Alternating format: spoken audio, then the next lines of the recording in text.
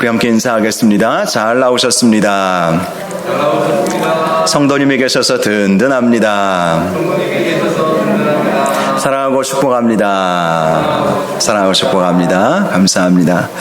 오늘 히브리서 3장 12절에서 19절 말씀 함께 나누겠는데요. 소망의 기도라는 주제로 이제 일반 서신서에 나와 있는 기도에 대한 말씀, 우리가 지난주까지는 22번에 걸쳐서 바울 서신에 나와 있는 기도에 대한 말씀을 찾아보았다면 이제 히브리서부터 시작해서 요한 서신서까지 일반 서신서라고 분류하지 않습니까?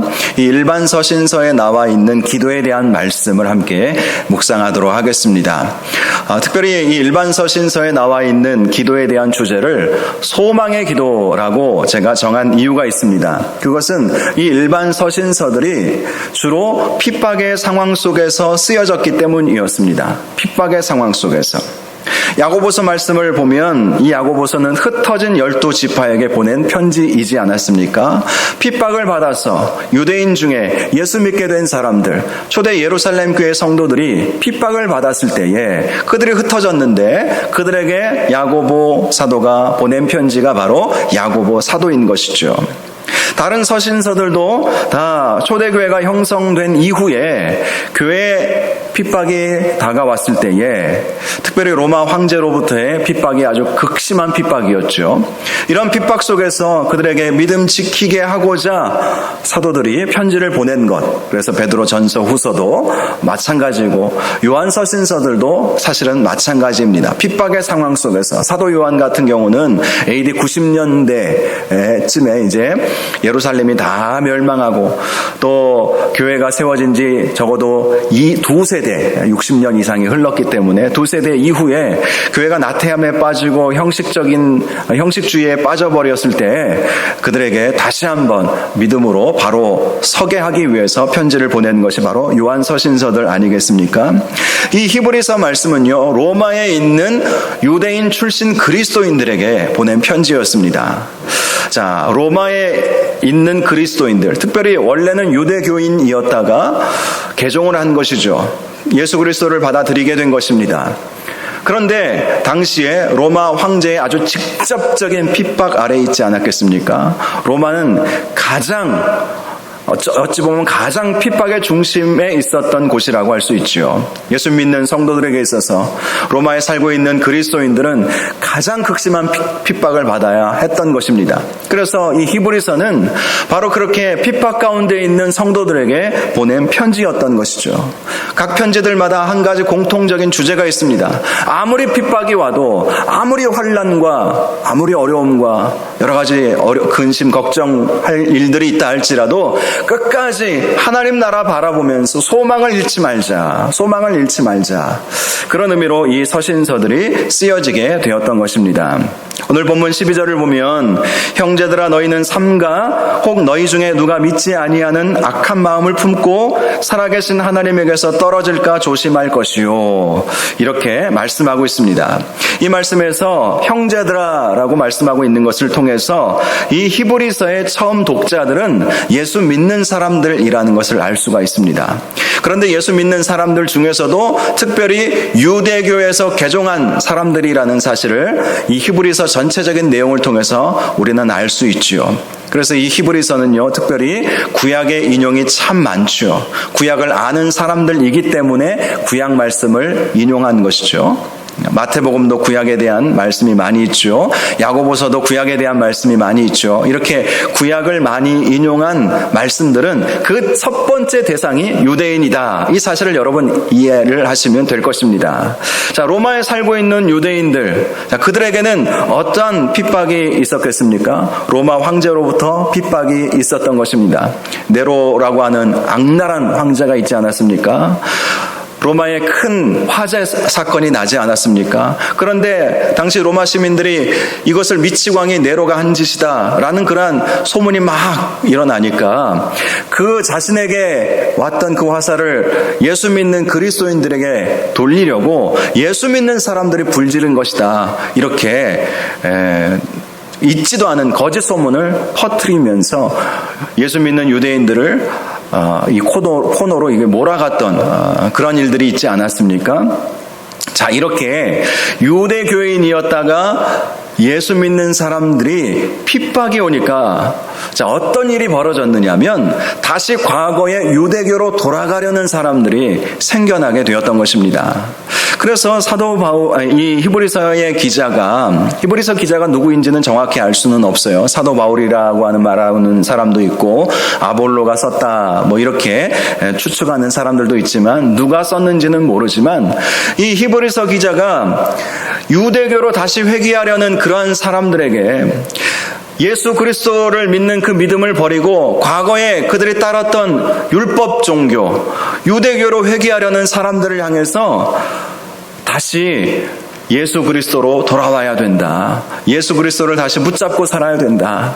예수님이 어떤 분이신지 아느냐? 이렇게 설명한 것이 이 히브리서의 내용이라고 할 수가 있죠. 그래서 이브리서 말씀을 통해서 예수님은 누구신지를 우리는 잘 알 수가 있습니다. 그 이유가 유대교 출신들이 다시 유대교로 돌아가려고 했기 때문에 이 히브리서 기자가 예수님이 누구신지 정확하게 다시 한번 알려주려는 목적을 가지고 있었던 것이죠. 그래서 이 히브리서 1장을 보면 예수님에 대해서 예수님은 하나님의 영광의 광채시다. 그 본체의 형상이시다. 천사보다 뛰어나신 분이시다. 이런 말씀들을 하고 있는 것을 볼 수가 있습니다. 이 장에서는요, 예수님은 모든 만물보다 우월하신 분이시며 마귀를 멸하신 분이시다. 이 말씀을 강조하고 있는 것도 볼 수가 있습니다. 또 3장 1절 말씀을 보니까 우리가 믿는 도리의 사도이시며 대제사장이시다. 영원한 대제사장, 그분은 선지자이심과 동시에 우리의 왕임이심과 동시에 영원한 대제사장이시다. 이것을 강조하고 있죠. 또 3절에서 6절까지 말씀 가운데 보니까 예수님은 유대교의 창시자라고 그렇게 알려져 있는 모세보다도 뛰어나신 분이시다. 모세보다도 뛰어나신 분이시다. 이 사실을 강조를 하고 있습니다. 바로 예수님께서 우리의 진정한 구주가 되시는데 왜 과거로 돌아가려고 하느냐? 이 말씀이 히브리서의 핵심 내용이라고 할 수 있는 것이죠. 특별히 오늘 본문을 보면요, 핍박 속에서 어떻게 믿음을 지킬 수 있는지에 대해서 잘 말씀해 주고 있습니다. 초대교회 시절이나 오늘날에도 우리는 예수 믿으며 살아가는 것이 쉽지 않은 시대에 우리는 살아가고 있습니다. 물리적인 핍박은 없을지 몰라도 정신적인 핍박은 여전히 우리에게 있지 않습니까? 예수 믿는 것이 쉽지 않습니다. 세상에 유혹도 많고요. 또 가족들의 핍박이 현재 있는 분들도 분명히 있고요. 예수 믿는 것이 쉽지 않은 그러한 삶 속에서 어떻게 끝까지 믿음 지킬 수 있을 것인가? 3가지로 오늘 본문 말씀에 나와 있습니다. 첫 번째, 서로 믿음을 격려해 주어야 한다는 거예요. 믿음을 격려해 주어야 된다. 히브리서 기자가 지금 그 사실을 강조하고 있습니다. 지금 너희들이 핍박 가운데 있지 않느냐? 그렇다면 서로 믿음을 권면하고 격려해 주어서 믿음을 이렇게 세워 주어야 된다. 함께 나락의 길, 멸망의 길로 가지 말고 누군가는 깨어서 이렇게 세워 주어야 된다. 그렇게 말씀하고 있는 것이죠. 한 가정에서도 마찬가지이지 않습니까? 자, 한 가정에 큰 풍파가 몰아닥칠 때가 있죠. 그러면 다 낙담하고 실족에 빠질 때도 있지 않습니까? 그런데 한 사람만 깨어서 눈물을 흘려 기도하면 다시 일어나게 돼 있지 않습니까? 교회도 마찬가지이고 나라와 민족도 마찬가지예요. 기도하는 한 사람만 있어도 그 민족은 망하지 않습니다. 이스라엘 민족이 왜 망하지 않았습니까? 출애굽 이후에도 망할 일들이 참 많이 있었습니다. 그런데 모세가 목숨 걸고 기도하지 않았습니까? 차라리 내 이름을 생명책에서 지워주십시오. 이스라엘 민족을 벌하시고 그들을 망하게 하시려거든 차라리 나를 먼저 죽여주십시오. 우리가 지금 새벽에 에스더 말씀을 보고 있지만 에스더도 그런 것 아니겠습니까? 죽으면 죽으리이다. 민족을 살리기 위해서 죽으면 죽으리이다. 그런 결단이 있었기 때문에 살아난 거예요. 그렇습니다. 한 사람이 굉장히 소중한 것이죠. 그 사람이 어떻게 하느냐가 너무나도 중요하다는 거예요. 가정 안에서도 그렇고 교회 안에서도 그렇고 나라와 민족 안에서도 마찬가지입니다. 한 사람이 깨어 기도하면 하나님께서는 반드시 그 기도에 응답하여 주신다는 것이죠. 그래서 핍박이 오거나 유혹이 있으면 격려해 주라, 이런 말씀을 13절에 하고 있는 것입니다. 13절을 보니까 오직 오늘이라 일컫는 동안에 매일 피차 권면하여 너희 중에 누구든지 죄의 유혹으로 완고하게 되지 않도록 하라. 피차 권면하래요. 유혹도 많고. 이 당시에 히브리서 기자가 이 말씀을 썼을 때의 당시는요, 유대교로 회귀하면 적어도 핍박은 없었어요. 그리스도인이기 때문에 핍박받은 거예요. 로마 정부가 유독 그리스도인들에게 아주 극심한 핍박을 했거든요. 사실 로마 정부는요, 다양한 종교를 인정해주는 다문화를 포용하는 그런 정책을 펼쳤습니다. 그러니 로마 제국 시대에 헬라 문화가 융성하죠. 헬라 제국은요, 로마 제국이 무너뜨린 제국입니다. 그리스 헬라. 그런데 로마는 포용 정책을 펼쳤어요. 그래서 각 민족, 나라의 종교와 문화를 다 인정해 주었습니다. 그런데 유독 예수 믿는 그리스도인들만 핍박을 받았던 것이죠. 그러니 당시 유대교에서 예수 믿게 된 사람들이 핍박이 오니까 다시 과거로 돌아가면 적어도 이런 핍박은 받지 않지 않을까. 이것이 유혹이죠. 예수를 버리고 율법 종교로 다시 돌아가면 핍박은 사라지니까. 그런데 히브리서 기자가 매일 피차 권면하라. 매일 피차 권면하라. 그래서 너희 중에 누구든지 죄의 유혹으로 완고하게 되지 않도록 하라. 완고하게 되지 않게 하라. 완고하다라는 것은 죄로 인해 절망에 빠지는 것을 말하는 것입니다. 권면해 주어야 절망에 빠지지 않는 거예요. 핍박은 우리를 절망케 하지 않습니까? 신앙생활하다가 여러 가지 어려움이 다가오면 많은 분들이 절망에 빠집니다. 하나님은 살아계시지 않는 것 아닌가라는 생각부터 시작해가지고 별의별 생각이 들어와요. 자, 그래서 피차 권면해 주어야 이러한 핍박의 상황, 환난의 상황, 유혹이 많은 이러한 상황 속에서 이겨낼 수 있다. 이것을 말씀해 주었던 것입니다. 마태복음 25장을 보니까 예수님은 양과 염소의 비유를 통해서 마지막 시대에 창세로부터 예비된 나라를 상속받을 사람이 누구인가 말씀해 주셨습니다. 바로 그 사람들은 양과 같은 사람들인데, 그 사람들은 줄인 사람들, 목마른 사람들, 나그네 된 사람들, 헐벗은 사람들, 병든 사람들, 옥에 갇힌 사람들을 돌보아 주었다. 이것이 핵심이에요. 돌보아 주었다. 자, 권면하다라고 하는 것은 돌보는 거예요. 자, 핍박의 상황 가운데 있기 때문에 예수님이 말씀하신 이 비유에서도 줄이게 된 것 아니겠어요? 목마르게 된 것이고 나그네가 된 것이고 헐벗고 병들고 옥에 갇히게 된 것 아닙니까? 당시 초대교회 성도들 가운데 바로 핍박으로 인해서 이렇게 된 사람들이 많이 있었던 것이죠. 그런데 예수님이 말씀하시죠. 결국 그런 사람들, 고난 가운데 있고 유혹 가운데 있고 죄악 가운데 있는 그런 사람들을 권면해서 그들을 돌보고 다시 이렇게 세우는 사람들이 창세로부터 예비된 나라를 받을 것이다. 왜 그렇습니까? 그것이 믿음이기 때문 아니겠어요? 진짜 믿음이 있다면 내 믿음 하나만 건사하면 된다고 생각하지 않습니다. 그럴 수가 없어요. 진짜 믿음이 있다면 믿음이 연약해지고 절망 가운데 빠져버리고 힘들어하는 사람들을 보면 가만히 있을 수가 없죠. 흘러넘치는 믿음을 소유한 분들이라면 그들에게 다가가서 위로해주고 기도해주고 함께 이겨냅시다 권면하고 그러지 않겠습니까? 저는 말씀을 보면서 예수님께서 이 양과 염소의 비유를 하신 이유가 여기 있구나. 물론 힘들고 어려운 사람들을 도와주는 것, 물질적 도움을 주는 것도 물론 중요하겠지만 더 중요한 것은 위로자가 되어주는 것 아니겠습니까? 감옥에 가서 그를 끄집어낼 수는 없잖아요. 위로해주고 기도해주는 것, 병 들었을 때 병을 고쳐줄 수는 없잖아요.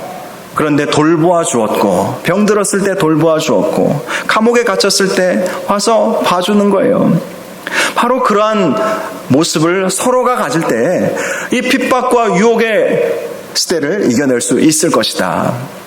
히브리서 기자가 바로 그 사실을 강조한 것입니다. 지금 당시 예수 믿는 성도들이 핍박 가운데 있는데 이것을 이겨내려면 서로 피차 권면하고 위로하고, 그래서 그들이 완고한 마음을 갖지 않게 하라, 절망에 빠지지 않게 하라, 불신앙의 마음을 갖지 않게 하라, 격려해주고 위로해주고 함께 손잡고 함께 신앙생활을 하라고 강조한 것입니다. 자, 두 번째는요, 이러한 핍박을 이겨내기 위해서는 그리스도의 고난에 동참하고 있다는 마음을 가져야 한다라는 것이죠. 자, 여러분, 우리가 핍박을 받는 것은요, 예수님도 핍박 받으셨기 때문에 우리도 받는 거예요. 예수님은 나를 따르려거든 자기를 부인하고 자기 십자가를 지고 나를 따를 것이니라, 이렇게 말씀하고 있지 않습니까? 고난이 있다면 그것은 예수님의 고난에 동참하는 것이다. 이런 마음을 가지고 살아가면 이겨낼 수가 있어요. 나에게 지금 핍박이 있고 유혹이 있다. 아, 예수님도 이 세상에 오셔서 십자가 지시기 전에 유혹도 받고 또 고난도 당하시고 슬픔 가운데 빠지기도 하시고 절망 가운데 빠지기도 하시지 않았는가? 내가 지금 당하고 있는 이 고난은 그리스도의 고난에 내가 참여하고 있는 것이다. 내가 그리스도와 함께 십자가에 못 박혔나니 그런즉 이제는 내가 산 것이 아니요 그리스도께서 사신 것이라, 이렇게 말씀하고 있지 않습니까? 그렇습니다. 우리에게 다가오는 고난, 핍박, 유혹, 이것은 그리스도에게 참여하는 것, 그리스도와 동행하는 것이다. 이런 마음을 가지고 살아갈 때 이겨낼 수 있다는 것이죠. 그래야 절망하지 않죠. 아, 지금 내가 당하고 있는 것은 예수님을 대신해서 이 시대에 내가 당해야 할 나의 몫의 십자가이구나. 그 생각을 가질 때에 이겨낼 수 있다는 것입니다. 14절을 보니까 이렇게 말씀하고 있습니다. 우리가 시작할 때 확신한 것을 끝까지 견고히 잡고 있으면 그리스도와 함께 참여한 자가 되리라. 끝까지 믿음 붙잡고 있으면 결국 그 믿음을 붙잡고 있는 그 사람은 그리스도와 함께 참여한 자가 된다. 예수 그리스도의 고난에 동참하는 사람이 된다는 것이죠.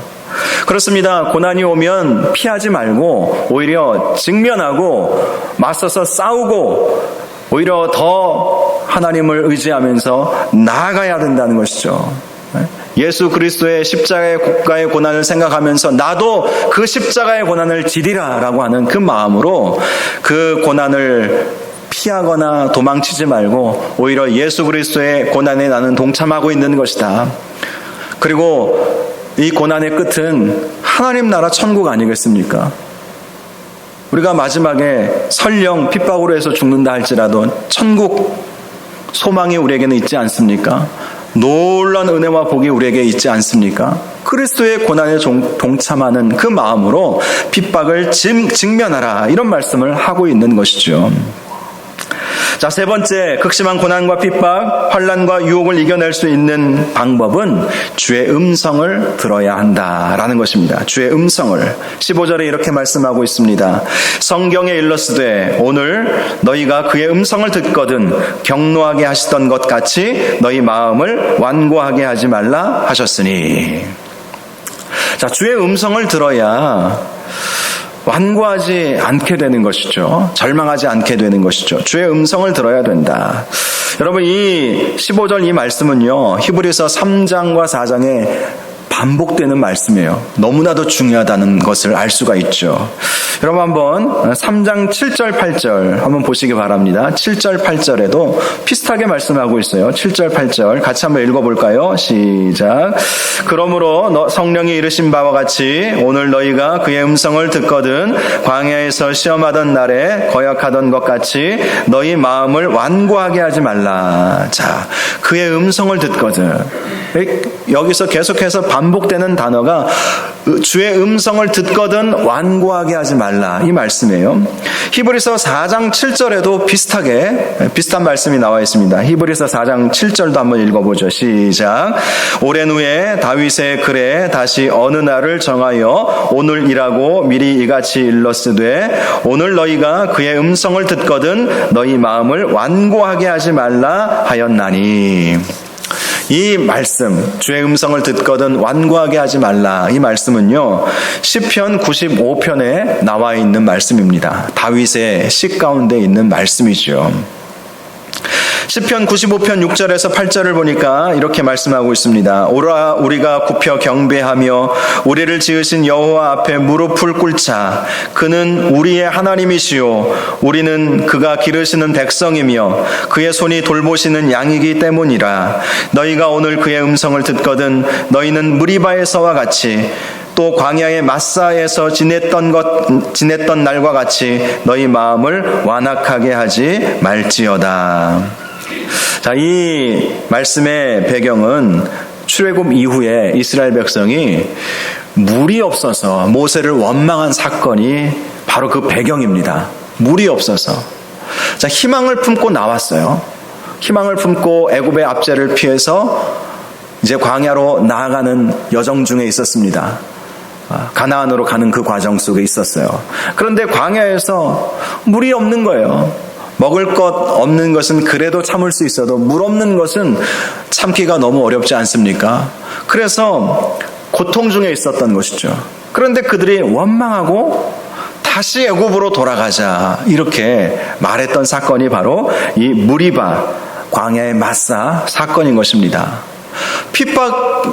핍박과 고통의 문제 앞에서 다시 애굽 생활로 돌아가고자 했던 이스라엘 백성의 모습. 히브리서 기자가 바로 너희가 그런 모습을 가져서는 안 된다는 것이죠. 로마에 살아가고 있는 그리스도인들이 당시 당했던 그 핍박은 사실 말로 설명하기는 어려울 정도로 아주 극심한 핍박이었을 것입니다.